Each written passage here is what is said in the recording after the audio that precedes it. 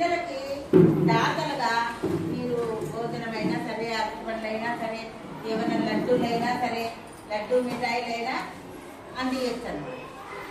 ఆ విషయము మీకు చెప్పడానికే ఈరోజు మేము పిలిపించినాము. పిలిపించి ఈరోజు మేమే దాతలుగా ఆ భోజనం చేయించి స్వీట్ చేయించినాము. మీరు కూడా ఎప్పుడన్నా అట్లా అనుకుంటే మన పిల్లలకంతా కూడా మీరు కూడా భోజనాలు పెట్టియచ్చు.